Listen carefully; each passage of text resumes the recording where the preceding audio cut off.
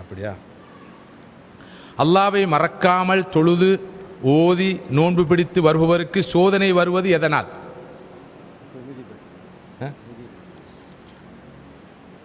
அது அடுத்த கேள்வி. சோதனை வருவது எதனால்? வாழ்க்கையின் யதார்த்தத்தை தெளிவாக புரிந்து கொள்ள வேண்டும். அல்லாஹ் சொல்கிறான், அல்லதி ஹலக்கல் மௌத்த வல் ஹயாத்த லியபுலுவக்கும் ஐயுக்கும் அஹ்சனு அமலா. உங்களில் யார் நல்ல காரியம் சிறந்த அமல் செய்கிறார் என்பதை சோதித்து பார்ப்பதற்காகவே அல்லாஹ் ஹயாத்தையும் மௌத்தையும் வாழ்க்கையும் மரணத்தையும் படைத்திருக்கிறான். உலக வாழ்க்கை என்பது ஒரு சோதனை களம்.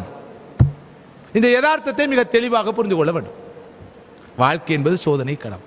அல்லாஹ் மற்றொரு இடத்துல சொல்றான், வநபுலுக்கும் பில் கைரி வஷ்ஷர்ரி ஃபித்னா வ இலைனா துர்ஜாவுன். நாங்கள் உங்களை நன்மையை கொண்டும் சோதிப்போம், தீமையை கொண்டும் சோதிப்போம்.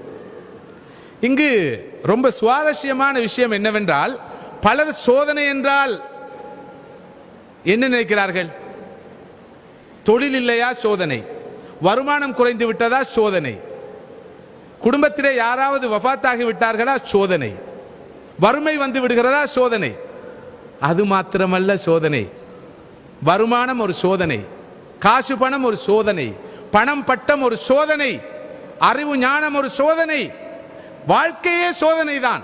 எனவேதான் அல்லாஹ் சொல்கிறான், நன்மையை கொண்டும் சோதிப்போம், தீமையை கொண்டும் சோதிப்போம். இலங்கையில் இருந்தோம், அல்லாஹ் சோதித்தான். சிங்கப்பூரில் நல்ல ஒரு தொழிலை தந்து அல்லாஹ் சோதனையை நீக்கிவிட்டான். இல்லை, இலங்கையில் இருக்கிற போது அல்லாஹ் பொருளாதார நெருக்கடியை வைத்து சோதித்தான். சிங்கப்பூருக்கு என்னை வரவழைத்து அல்லாஹ் காசு பணத்தை தந்து சோதிக்கிறான். எனக்கு ஒரு நண்பர் இருக்கிறார் இலங்கையிலே, மிகப்பெரிய ஒரு பணக்காரர் மாத்திரமல்ல, தனது சொந்த செலவிலே அவர் 800 விதவைகளுக்கு மாதா மாதம் கடந்த 15 வருடங்களுக்கு மேலாக மாதா மாதம் பணம் கொடுக்கிறார். அவர் சொன்ன ஒரு செய்தியை உங்களோடு பகிர்ந்து கொள்ள விரும்புகிறேன். அவர் சொன்னார், ஒரு காலத்தில் அல்லாஹ் என்னை வறுமையை கொண்டு, பசியை கொண்டு, பட்டினியை கொண்டு சோதித்தான். என்னுடைய ஒரு சகோதரி பசியின் காரணமாக மரணம் அடைந்தார். இப்போது அல்லாஹ் எனக்கு பணத்தை, செல்வத்தை, பொருளை தந்து சோதிக்கிறான். அன்று பசியால் பட்டினியால் அல்லாஹ் என்னை சோதித்ததை நான் உணர்ந்து கொண்டேன். இப்போது பணத்தால் அல்லாஹ் என்னை சோதிப்பதை என்னால் உணர முடியாமல் இருக்கிறது.